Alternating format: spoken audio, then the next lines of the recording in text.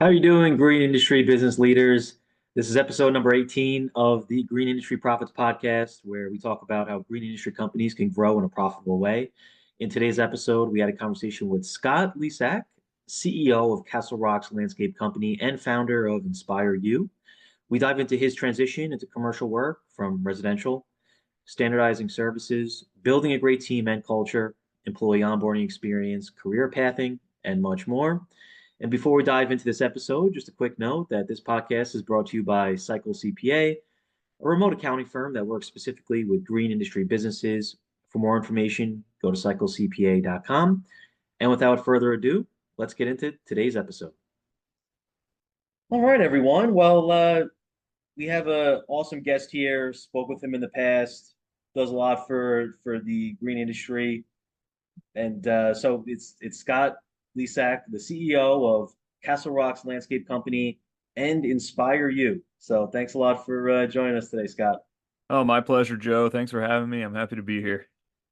Awesome stuff. And for those of you that don't follow Scott on LinkedIn, he puts out great content, and I think very if I can use one word to describe Scott, I think just positivity and just kind of really kind of sharing that with the community and kind of just expressing that energy, which I think is great. I think is a very underestimated aspect of just business in itself, right? And being able to just kind of go through the day to day. But I guess Scott, if you don't mind, for those that aren't familiar with you, you mind just giving us your background, how you got into the industry?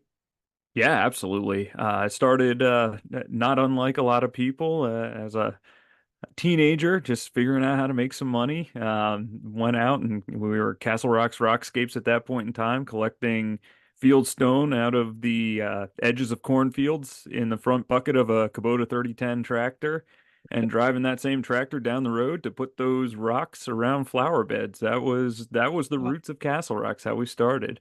And one summer that made me enough money to buy a four-wheeler. The next summer it made me enough money to buy a snowmobile, and wasn't treating it as a business or even understanding what business was at that time. And got to a point by the time I was 17, I was like, we can make some real money. There is some business opportunity here. And uh, talked to my dad about it. And my dad and I kind of got into it together. He helped me out. He didn't have a landscape background, but always had a passion for landscaping and grew up doing all kinds of stuff around our house and our property. And it just kind of went from there. I could take up the whole hour, so we'll give the elevator pitch on it, but that's the roots of it. And fast forward to today, um, we're a very rapidly growing, soon to be multi-regional landscape and snow provider. We tripled our snow division for the 2023-2024 winter, and we're doubling again for 24-25 winter.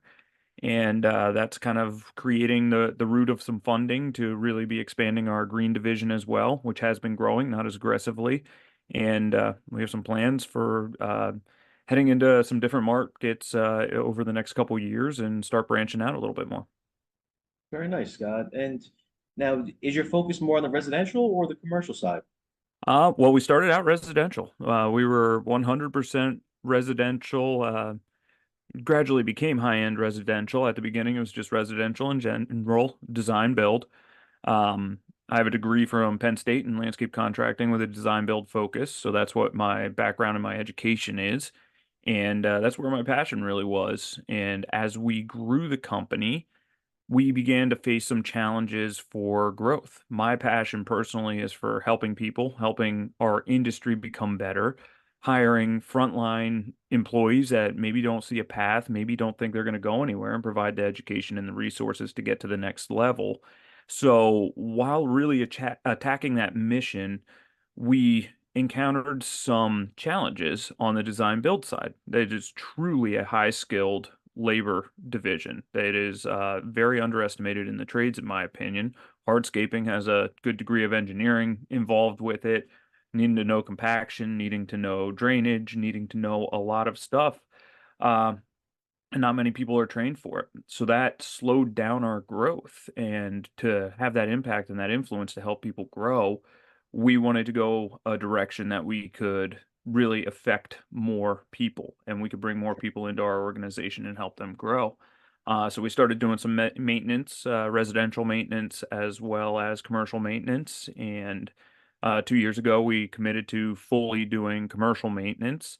All of this parallels a commercial snow and ice management division. 10 years ago, we were just running hardscape skid steers and our trucks and everything in the winter, subcontracting for other local contractors just to keep the equipment moving and make a little extra money. And we realized that we were pretty good at it. And it got to a point that some of our sites looked a whole lot better than what other people's sites looked at. And we had a conversation of why don't we try this on our own? Why don't we get out there and, try to do this? And had some great mentors in the form of the people that did subcontract us at that time. And, they'd even help us say, oh, yeah, why don't you try this to get some sites? Why don't you try this? And it kind of evolved from there. And about 4 years ago, we just took a massive jump on the snow side, started getting our own wheel loaders, started getting our own metal presses, and getting the large scale equipment to service some of the accounts that we already had, and decided to really take a jump. So at this point, we manage, I'm not sure exactly where we are right now. A lot of deals have been closing. So we're going to be in the neighborhood of about 15 million square feet of pavement under management for this coming winter, and a large portion of that is large scale distribution. Very nice. And that's quite the journey there. Now, um, starting with the maintenance side, going from residential to commercial, was there any impact on your profitability? Like I would imagine going to commercial, one of the good things is, you kind of are able to target larger size dollar amount projects or contracts. I guess was there any impact on the profitability or kind of like the bottom line when you made that shift? Not for us. That's a question we get often, and that's something I love talking about. And our business is so standardized that it doesn't matter if it's commercial or residential. It's the same product that the client is buying. We have standardized practices, we have standardized contracts. Obviously, there's flexibility. Some people will want seasonal flowers, some won't. We're not going to lose deals over not wanting certain areas. But for maintenance specifically, we have 5 service lines that are absolutely a must. Otherwise, we won't work with the person. That's fall cleanup, spring cleanup, mulching, bed management throughout the season, and mowing, obviously. So those are our 5 minimums that we will sell on. And when we were making the transition, residential and commercial both signed the same contract. Everybody's paying 12 months out of the year, one flat rate for consistent cash flow for everybody. And we ran that way from day one. So one thing that does on the residential side, I hear it often in coaching, I hear it often in conversations that, oh, my clients wouldn't buy that. My clients wouldn't buy that. We have to learn how to sell that. And you have the conversation of the consistent cash flow. That client is going to be knowing that they're paying you $500 a month instead of getting hit for $2,000, $3,000, $10,000, whatever it is in April for that mulching and that spring cleanup, and then paying you different amounts throughout the year. That matters to residential as much as it does commercial. And what happens is that contract and that way of doing business uh, begins to weed out your clients right off the bat. People that don't buy it probably are the ones that don't want to pay the money for the level of service that you're delivering and aren't going to be the best clients. People that want to buy it value what you're doing. So we've always taken that approach ever since we were small, ever since I was a teenager. That was ingrained into me by my dad and my grandfather. Just, do good quality work, do good business, and do it to your level. If somebody doesn't want to buy it, that's not your ideal fit client. So we took that approach with it. And the other side of this is having it that standardized. It doesn't matter if you have a crew going out and servicing a half-acre residential property or going out and servicing a 20-acre commercial property. Obviously, the equipment's going to be a little bit different. The amount of human resources that you have for the sites are going to be a little bit different, but the actual service, the actual methods of checking for curb and crack weeds, looking around the beds, mowing that lawn, it's all going to be exactly the same no matter the size of the site. So from a training aspect, from a scalability and a process aspect, you create one process to run everything instead of having to have multiple. Very nice. And I do want to get into kind of the like the soft skills and just the coaching and the building of the team. But before we get into that, more of the technical side. You had mentioned standardized, and being able to kind of go from property to property and the team kind of having an understanding of um, how to perform the work, kind of uniform across the board. What does that look like let's say for an employee that's starting with you, maybe they're a frontline employee, um, maybe they're relatively newer to the industry, maybe a little bit of experience. I guess what are your expectations with someone like that, and how do you kind of get them to that point, right, where they are really productive for the company? Well, we hire, I think first is going into the hiring stage of that. Who are we looking for to fill that position? And experience doesn't matter to us, point blank. If you're a new frontline employee and you have no experience, but you have an awesome attitude, you go through the interview and you really are hungry to learn, you're more of an ideal person than somebody that's been working for 15 years and goes through that interview telling us how much you know. And the reason for that is we have a really detailed system in place for training. And we call it a leader's ladder at Kasel Rocks. And what that is you come in on an entry level, and that entry level is a base pay. First day you come in, you're not even going out with a crew. You're coming in, we're doing onboarding, we're doing the orientation. Your first hour is onboarding and filling in any gaps that might have been missed for the onboarding process. All of that's automated before you even start your first day, and then we confirm everything on that first day. Then we have a meeting. We sit down in a circle and talk to each other, get to know each other as human beings, not as, hey, go out and do this. We have coffee available for everybody. We have some food available for everybody, and just hang out and talk to each other and get humble and vulnerable. I mean, I have done a ton of personal growth myself, and I've been through a lot of challenges, a lot of struggles. What got me here was not easy. It has been a very long, hard road. So if I'm sitting in that circle, I like sharing my journey and where I've been and some of my struggles with uh, drinking way too much earlier in my life, and some of my struggles with mindset and getting past imposter syndromes and all of those things. I start. And everybody sees that humility and vulnerability. And again, these are new hires on the first day getting paid to hear this story. And they start sharing some stuff that they've gone through, or maybe things that they're going through. And we start there because we care about the people first. And it doesn't matter what they're doing for us yet at this point. We get that baseline set up. We understand each other. It means more than anything else. Then from there, we get into some more technical and tactical. Here's what you're going to do. Here's what a day in your life is going to look like. Here are the way that we start our mornings. Here's what we expect from you on your rigs and how everything's set up. And here's your mentor who's going to help you with that. Let's go out and get on a mower if you're on a mow crew. Let's go out and do this and let's start running some of this equipment and going over safety. And we spend the entire day training on how to do things, not just, okay, you're hired to go out and mow, go mow. Well, striping grass, that means more to us than our clients. We all know that, but it's still pretty cool when we stripe grass really well. If you've never run a zero-turn mower before, you have no idea how to stripe that. You have no idea where to line up to make sure that you're getting a good stripe while still mowing the maximum amount of grass that that mower can mow. If you're on a hardscaping crew, you have no idea how to lay a paver by clicking it and dropping it instead of putting it down in your bedding sand first and moving it. And like all those pieces have to be trained on. And we hit those basics in the first day, as well as organization. Here's our system. Here's how you clock in the morning. Here's what your work orders look like and how to read them. Don't worry about that just yet. Your crew leader is going to help you with that, but you need to understand the basics of this. And here's how you get in and out of your truck. Here's what we expect for cleanliness and how you're going to keep everything organized. And here's how we have everything organized so you can find it. And all of those pieces, that all goes into that first day and onboarding and bringing the people in. Very nice, Scott. And no, it's great to have that process set out.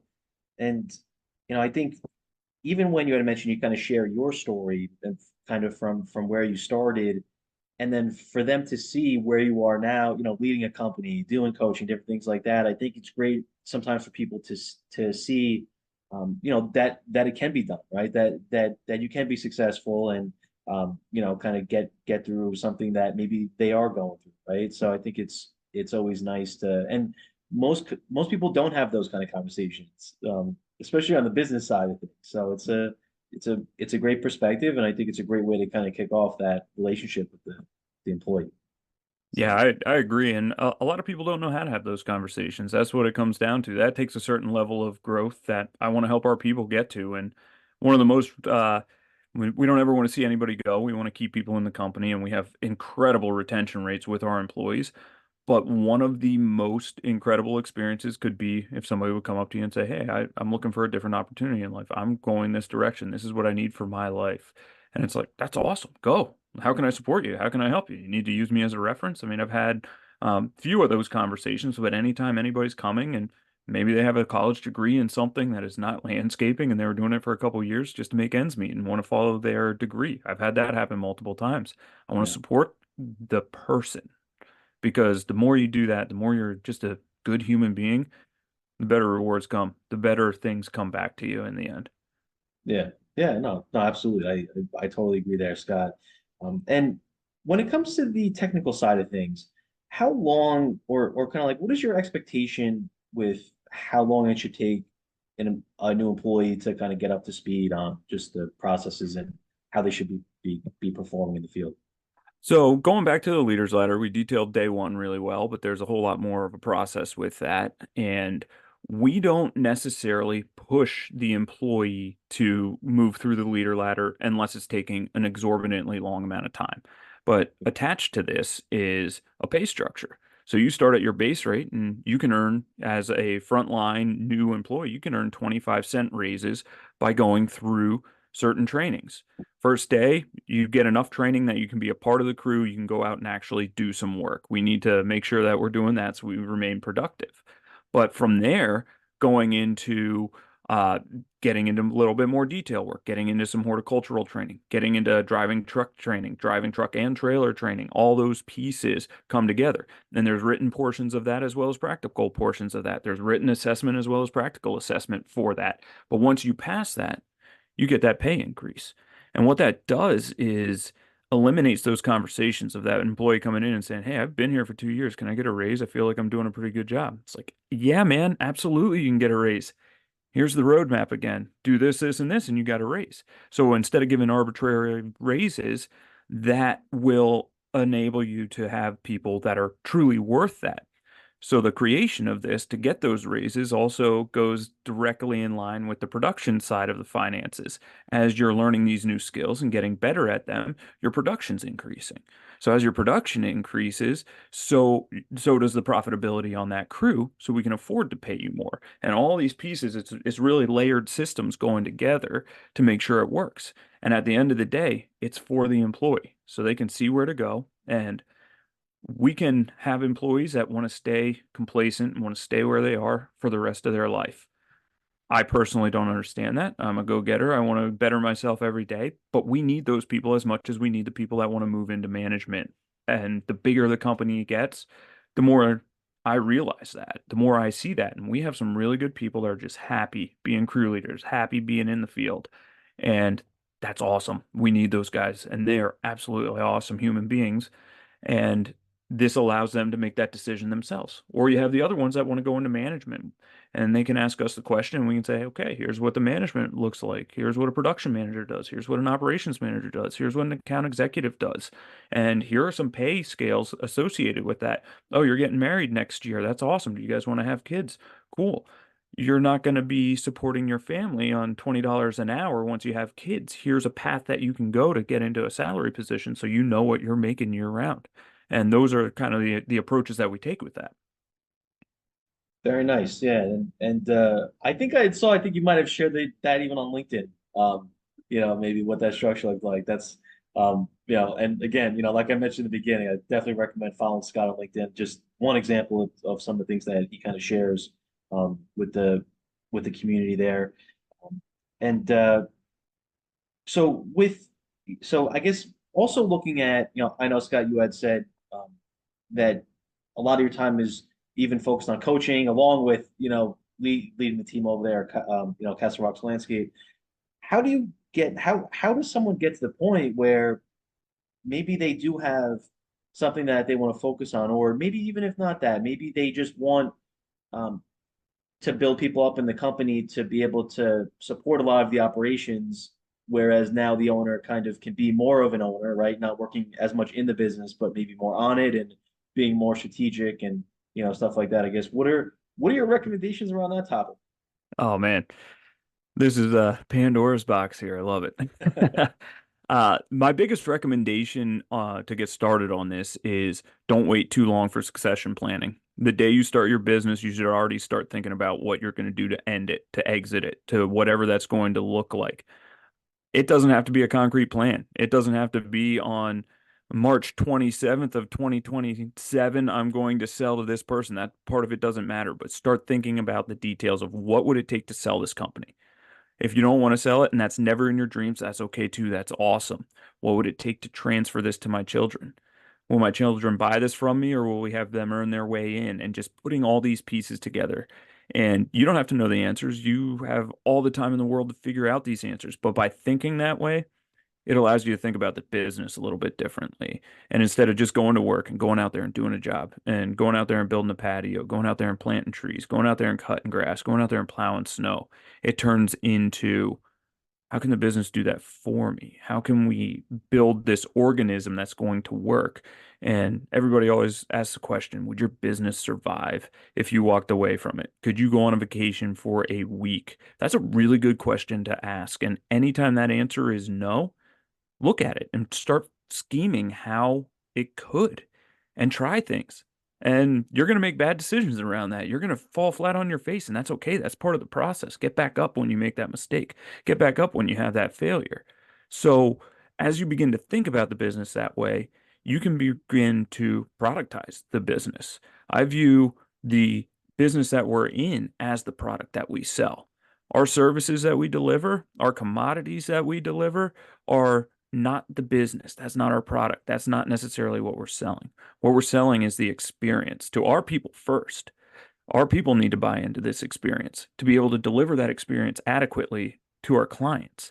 And Yeah. our clients buy into this experience through the sales process. So our employees deliver exactly what we promise to our customers.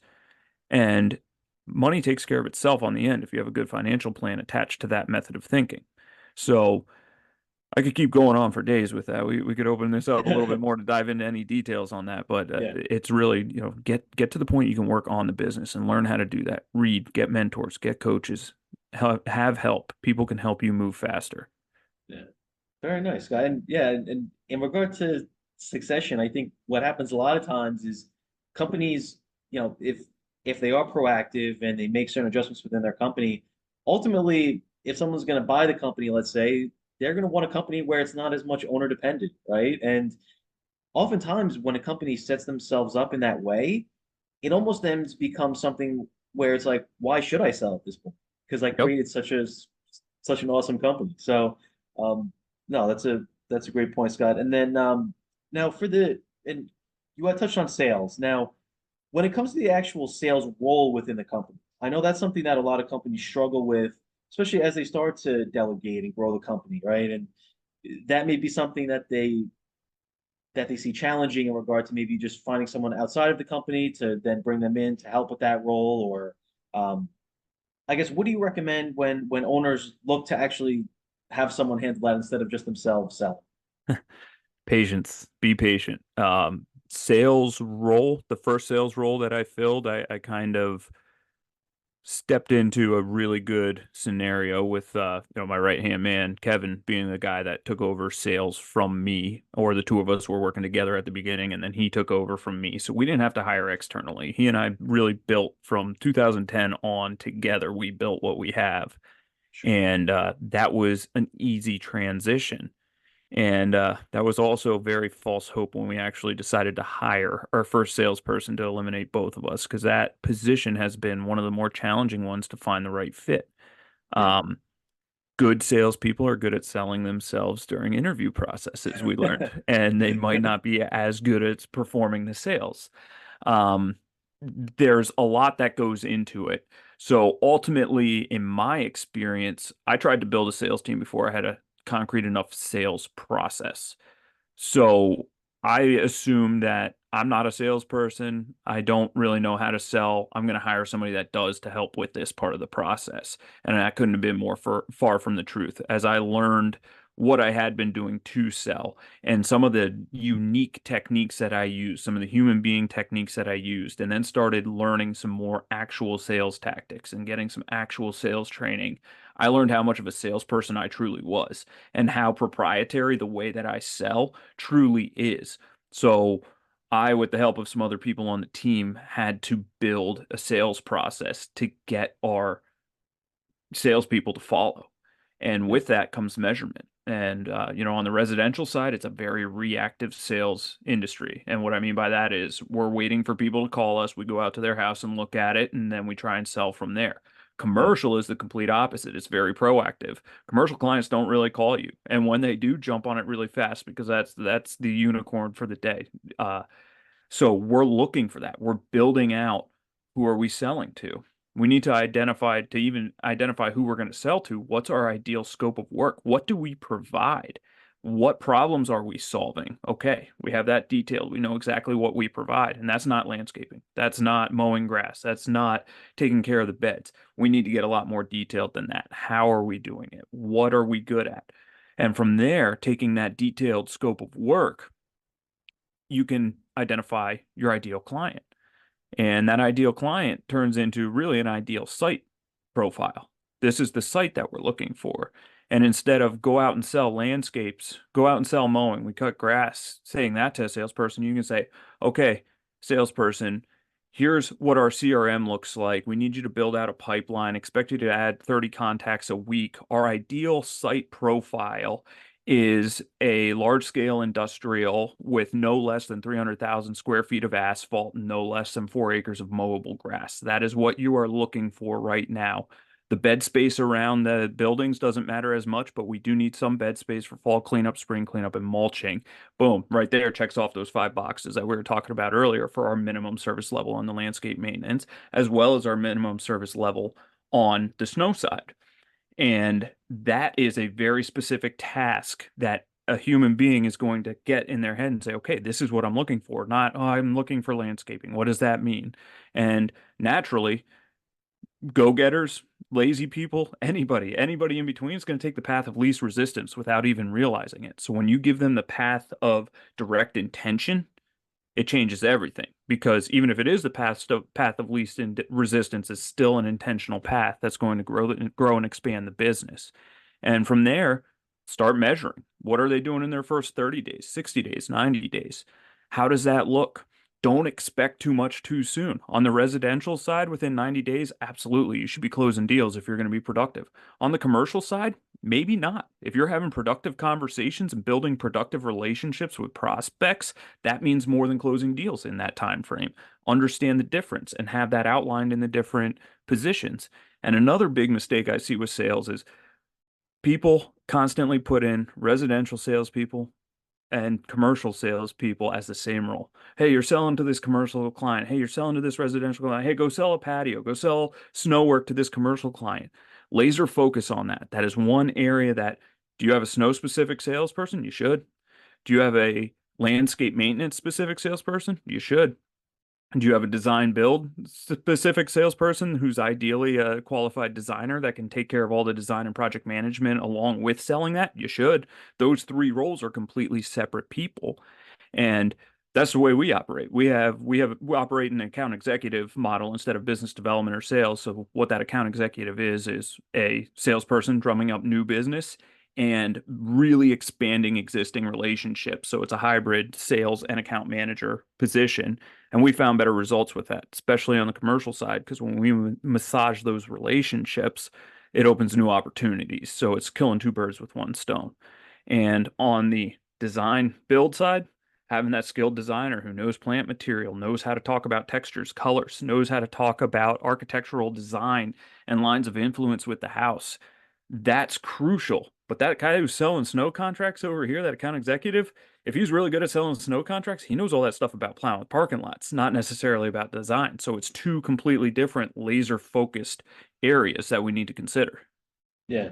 No, those great points, Scott. I think it's another reason that I think smaller companies, before they look to add on a lot of different service lines, need to maybe, I think, consider these different things, right? Because they're going to be then competing with maybe a larger company like yours that has a specific person that just sells with that specific thing, whereas they're trying to put these things together and maybe not being able to kind of go as deep as a company like yours. So I think another thing to kind of consider. And now for it, and then even in regard to systems, I know that's something you touched on in regard to the sales side. I think that probably also helps for you to hold people accountable in those roles. because you probably or may have assumed just like a lot of people where you kind of delegate something, you're like, oh, that's like common knowledge, they should understand that. Like, but then in reality, you can't expect people to read your mind or know exactly how you would approach a specific situation. So having those systems helps to them to know what that expectation is. And then if they then don't necessarily follow it, then I think it's even more clear view into their performance as well. Absolutely. Absolutely. And considering, I mean, what you just said is the client journey. What is the client's journey from the first time you talk to them before they're a client, when they're still in prospect phase, to when you're converting to when you close them? And one of the biggest things that I've identified is when you close a deal, nobody ever reads the contract. If they do, they don't know what it means for the scope of work.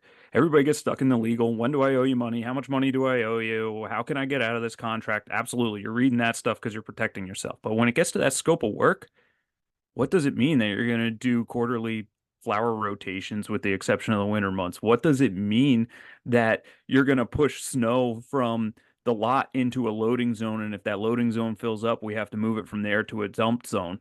What does all that mean? What does it even mean to plow snow? So part of that is after the deal closes, people often go silent and, okay, great, we're going to be there. And landscape, you're closing deals for landscape maintenance right now before for next season. So you close a deal now and you might not talk to that person again for months if you're not doing this part of it. And design build, you sell it, they love that design, boom, here we go. Okay, that's $100,000 backyard. Awesome. You want to buy it from us? That's so cool. Sign here and give me $40,000 today. And then boom, radio silence for 2 months. Like people don't like that. You get buyer's remorse around that. You have to Yeah. figure out a system to close that gap. So providing, okay, great. You bought this. Thank you so much. We know you kind of know what you bought, but here's exactly what it's going to look like. And Yeah. have a solution in place that can give that client journey, share that client experience with them before you even start servicing and closing that gap. So you remove those tools. And I'm not going to go into too many details on it right now, but I'm actually working on a project with this right now, establishing a new solution with a marketing partner that's going to be tying all this stuff together for purchase from the website side all the way into integration with some of the software solutions that are out there. Um, that we'll be developing very rapidly over the next couple months. So we'll share more details as it becomes a little less proprietary and a little bit more protected, but there's going to be some exciting stuff coming.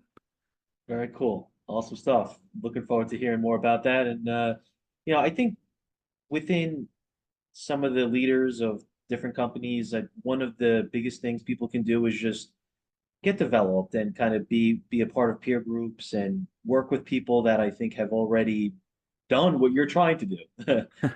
Now, in regard to when you're speaking with people in the industry, Scott, um, you might just kind of give an overview of maybe what your approach is with with your coaching and kind of maybe even things that you're kind of seeing in the industry. Absolutely. One of the biggest things with my coaching is it's personal growth centric. We're focusing on physical, emotional, mental, spiritual, and financial health, learning how to maybe eat a little bit differently. Our diet means so much. Move a little bit differently, get some exercise, get that heart rate going, creating some longevity for your life. If you have some bad habits, whether that's smoking, whether that's drinking, whether that's drugs, we all have some sort of dirty, dark secrets and vices that we're using. Maybe start getting away from those and figuring out how to live a different way. And that all takes growth. So I take that approach in everything that we do. And from the business side of this, I have a scale first, grow second approach. We want to figure out how to scale first to grow into it rather than grow and say, oh crap, I have no idea how to do this. I have no idea how to run this, manage this. I got to get small again. Or even worse than that, I'm here and I'm going to work my life away 90 hours a week for the rest of my life because I don't know any other way. And, just really figuring that out. Part of that scaling first comes down to the personal side. You got to scale yourself first. You got to start thinking a little bit differently. And we just rolled out a program through InspireYou back in June called Scale First, Grow Second Group Masterclass. And it is a hybrid of all of this, what you just said, the peer group aspect, the coaching aspect. And what that masterclass does is pulls a group of no more than 10 people together and they go through this year-long course together. There is live coaching involved with that twice a month. There are worksheets. There are lessons in an online platform. It's accessible by mobile device through apps. It is accessible through desktop, and it's a deep dive into how to create a personal mission statement, how to correlate your personal mission statement to your business mission statement and your core values. What's your future vision? How are you going to sell that to people? Who's your ideal client? What's your ideal scope? Some of these things, and then figuring out how to build a culture within the company and putting all the pieces together while in this peer group setting. And through that platform, there's a social media style feed that peer group can communicate through. So as person A is working on something that person D already did, they can ask a question and share experience through that. And that peer group side of it is extremely powerful, extremely beneficial to everybody involved with it because you can get some really good ideas from other people. We're human beings. We don't know everything. We never will know everything. And somebody else is doing something way better than I'm doing it. You're doing it. Anybody's doing it right now. And we're doing stuff way better than anybody else is doing it at the same time. When you start sharing those experiences and combining those experiences, that's where exponential growth really begins to happen in a peer setting. Very nice, Scott. Um, and anything else you'd like to leave the community with before we wrap up here? I think if you have some dreams and you have no way of knowing how to get there right now, keep going. Ask for help. Find a mentor. That mentor can be a book too. Don't worry about if you're worried about talking to a person, read a book on getting some more self-confidence. Read a book on whatever skill you're struggling with right now, read a book on it. And that book, that author of that book is effectively a mentor to you. Know that that is true. You don't have to ever talk to a person to have them be a mentor. What a mentor is going to do is going to be influence you. And then from there, get a person who's a mentor. Have somebody you can talk to.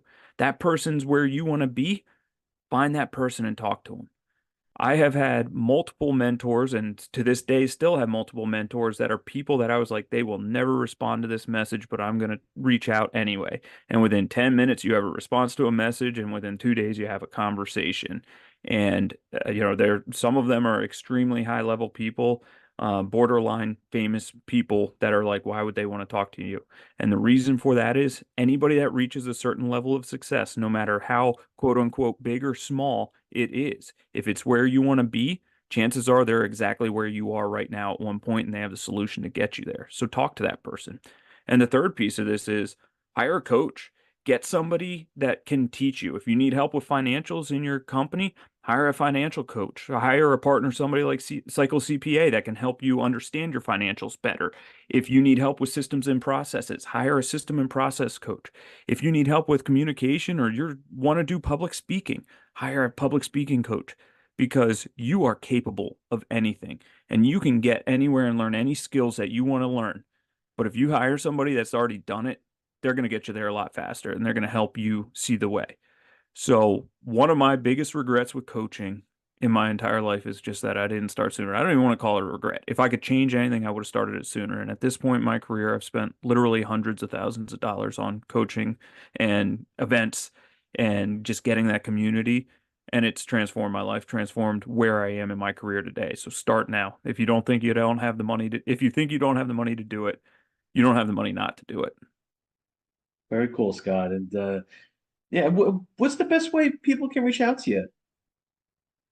You can email me, Scott at myinspireyou, Y-O-U, .com. And you can also find me on LinkedIn, Scott with two T's, Lesak, Lesak. Connect with me, shoot me a message. Let's get a call set up. I promise there's no selfish motives and no pushy sales tactics on anything I do. I want to have a conversation with you. I want to share my experience with you, and I want to hear about your experience. So reach out. Let's get a call scheduled. Let's talk to each other, and let's make this industry better together. Thank you, Scott. And I definitely recommend those out there that are, that maybe feel like you're stuck or, looking for some of that guidance to definitely reach out to Scott. And um, looking forward to maybe having you on again in the future here, Scott. But hope you have a nice day, all right? All right, you too, Joe, and I'd be happy to come back. Thank you. Talk to you soon. See ya.